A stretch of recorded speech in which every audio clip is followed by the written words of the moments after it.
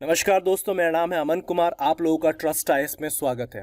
दोस्तों, हम लोग current affair based questions discuss करते हैं। ये वो करंट अफेयर्स है जो अक्सर आपको वायरल पोस्ट में या सोशल मीडिया में नहीं दिखेगा, ये फ्रंट पेज पे नहीं आता है, मगर ये वो न्यूज़ होती हैं जो क्वेश्चंस बनाती हैं, चाहे सिविल सर्विसेज एग्जाम हो, स्टेट पीएससी हो या बैंकिंग के एग्जाम हो।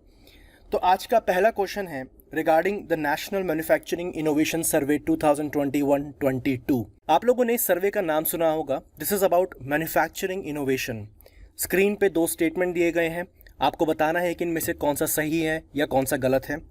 Number 1, it says it is a joint study by department of science and technology and the United Nations Industrial Development Organization, which is called as UNIDO. Statement number 2 is, as per the survey, almost 92% of manufacturing firms have imparted homegrown innovation. देखिए दोस्तों, पहला statement बिल्कुल ठीक है। ये एक तरीके का जॉइंट सर्वे हुआ और इस सर्वे में पार्टिसिपेट किया by the department of science and technology ने। ध्यान से देखिएगा, यहाँ ministry of commerce and industry या ministry of corporate affairs involve नहीं है, but department of science and technology involve है, जो ministry of science and technology के अंडर आता है। इसके अलावा जो दूसरी ऑर्गेनाइजेशंस ने पार्टिसिपेट किया था, ये है United Nations Industrial Development Organization, जिसे यूनिडो कहा जाता है। यूनिडो 1966 में बनाई गई थी। ये यूएन का पार्ट है, यूएन की एक स्पेशलाइज्ड ऑर्गेनाइजेशन है। इसका ऑब्जेक्टिव ये है कि जितनी भी रिसेंटली, और जब मैं रिसेंटली कह रहा हूँ, मेरा कहने का मतलब ये कि 1950s के बाद जो भी कंट्रीज डीकोलोनाइज हुई थी, जो कंट्रीज कॉलोनियल इन्फ्लुएंस से बाहर निकल के आई थी, जिनको आज़ादी मिली थी, जैसे कि इंडिया है, उन कंट्रीज में जितनी जल्दी हो सकता है इंडस्ट्रियलाइजेशन करनी है, जितनी जल्दी हो सकता है इंडस्ट्रीज को एक्सपैंड कराना है। देखिए, स्टेटमेंट नंबर 2 गलत है, क्योंकि इंडिया में मैन्युफैक्चरिंग फर्म्स का ज़्यादा ध्यान इनोवेशन पे नहीं होता। आज आप जो भी प्रोडक्ट यूज़ करते हैं, चाहे एप्पल के आईफोन हो, नाइकी के शूज़ हो, ये बड़ी बड़ी कंपनीज के जो आप प्रोडक्ट यूज़ कर रहे हैं, उसके पीछे इनोवेशन का एक बहुत बड़ा हाथ था। किसी भी कंपनी को इनोवेशन कॉम्पिटिटिव एज दिलवाती है। जब तक इनोवेशन नहीं होती, वो कंपनी एक लिमिट तक ग्रो करती है, उसके बियॉन्ड ग्रो कर पाना उसके लिए मुश्किल हो जाता है। So innovation is very important for growing. अगर इंडियन कंपनीज को ग्लोबल लेवल पे फाइट करनी है, तो इनोवेशन एक बहुत क्रिटिकल एरिया है जहाँ पे मैन्युफैक्चरिंग कंपनीज इंडिया की लैग करती हैं।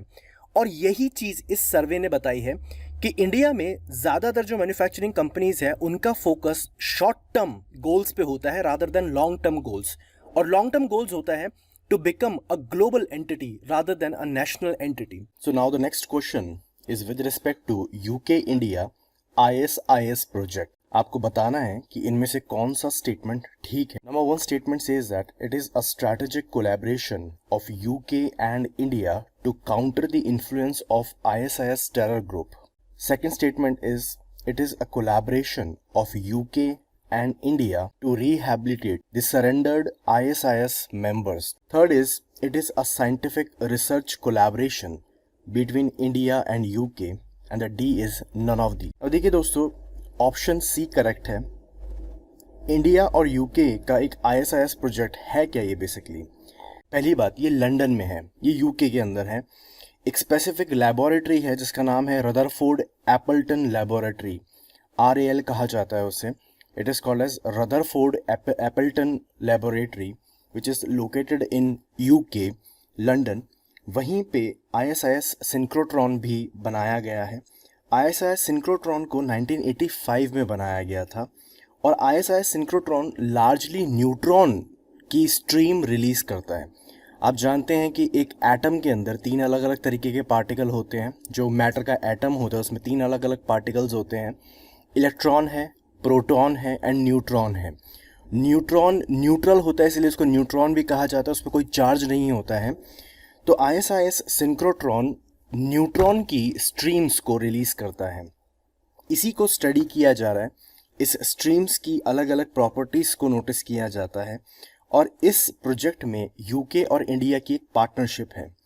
इंडिया की तरफ से जो रिसर्च कंडक्ट करा रही है उसका नाम है Jawaharlal Nehru centre for advanced scientific research. ये एक इंस्टीट्यूट है, बहुत ही रेप्यूटेड इंस्टीट्यूट है, बैंगलोर के अंदर लोकेटेड है। सो ऑप्शन सी ठीक है। It is a scientific research collaboration between India and UK. अब आपने क्वेश्चन नंबर 2 क्योंकि आसानी से समझ लिया है तो क्वेश्चन नंबर 3 भी इजी है आपके लिए। Question number 3 asks where is Rutherford Appleton laboratory, is it in Berlin Germany, Basel Switzerland, London UK और पोज़नन पोलैंड। आंसर आपको देना है, ऑप्शंस आपके सामने हैं, डिस्कशन किया जा चुका है इसके ऊपर। नाउ फ्रेंड्स, नेक्स्ट क्वेश्चन में कुछ साइंटिफिक फैसिलिटीज हैं और उनकी लोकेशन है। आपको बताना है कि इनमें से कौन सा गलत मैच है। Option number 1 is large hadron collider Geneva, second is 30 metre telescope which is also called as TMT इन USA, third is laser interferometer gravitational wave observatory जिसको LIGO भी कहा जाता है, is it in USA, then facility for anti proton and ion research also called as FAIR, is it in Italy, and finally Fermi lab, is it in USA। आपको बताना है कि इनमें से कौन सा गलत मैच है। सो दोस्तों, ऑप्शन डी गलत मैच है। Facility for anti proton and ion research, जिसे FAIR भी कहा जाता है, that is located in Germany. वो जर्मनी में है, इटली में नहीं है। ये सारे साइंटिफिक फैसिलिटीज इसलिए इंपॉर्टेंट हैं बिकॉज इन सारी फैसिलिटीज के अंदर किसी ना किसी तरीके से इंडिया की साइंटिफिक फैटर्निटी या इंडियन गवर्नमेंट ने अपनी योगदान, अपना कंट्रीब्यूशन दिया है। The next question is with respect to index of 8 core industries. आपके सामने 4 सेक्टर्स हैं, आपको बताना है कि इन चारों सेक्टर्स में से हाईएस्ट वेटेज कौन से सेक्टर को दी गई है in the index of 8 core industries. पहला है electricity, second is coal, third is crude oil and fourth is petroleum refinery products. बताइए कि कौन सा हाईएस्ट वेटेज रखता है in the index of 8 core industries. दोस्तों, इंडेक्स ऑफ 8 कोर इंडस्ट्रीज को मंथली बेसिस पर रिलीज किया जाता है by the office of economic adviser. Next, आप देख सकते हैं कि वेटेज वाइज जो इकोनॉमिक सेक्टर्स हैं इस इंडेक्स के अंदर वो डिसेंडिंग ऑर्डर में लगाए गए हैं। तो आप देख सकते हैं कि सबसे पहला वेटेज मिली है पेट्रोलियम रिफाइनरी प्रोडक्ट्स को। इस इंडेक्स में ऑलमोस्ट 28% का वेटेज रखता है पेट्रोलियम रिफाइनरी प्रोडक्ट्स। आप लोग जानते हैं कि इंडिया के पास अपना खुद का क्रूड ऑयल उतना नहीं है। 2-3 जगहें हैं, जैसे बॉम्बे हाई है या असम है, जहाँ से हम क्रूड ऑयल को एक्सट्रैक्ट करते हैं, बट लार्जली हम लोग बाहर से क्रूड ऑयल मंगाते हैं। पर इंडिया को एक चीज़ के लिए अप्रिशिएट किया जाना ज़रूरी है। इंडिया की रिफाइनरी या जो रिफाइन करने की जो उसकी कैपेसिटी है क्रूड ऑयल से दोस्तों कई तरीके के प्रोडक्ट निकलते हैं।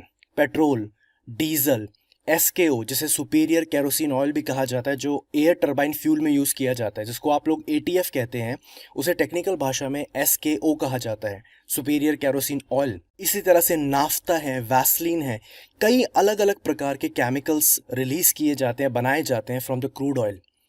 इंडिया इनको रिफाइन करने की कैपेसिटी काफ़ी ज़्यादा बड़ी है इंडिया की। फ्रेंड्स, जैसे इंडेक्स ऑफ 8 कोर इंडस्ट्री है, उसी तरह से एक और इम्पॉर्टेंट इंडेक्स है जिसे कहा जाता है IIP, index of industrial production. आप लोगों ने देखा इंडेक्स ऑफ 8 कोर इंडस्ट्री को रिलीज करता है ऑफिस ऑफ इकोनॉमिक एडवाइजर, मगर IIP को रिलीज करता है national statistical office. National statistical office 2019 में बनाया गया। इसको बनाया by merging the national sample survey office with the central statistics office. NSSO और CSO को कंबाइन करके, मर्ज करके बनाया गया क्या, नेशनल स्टैटिस्टिकल ऑफिस, जो बना 2019 में। NSO आता है under ministry of statistics and programme implementation के।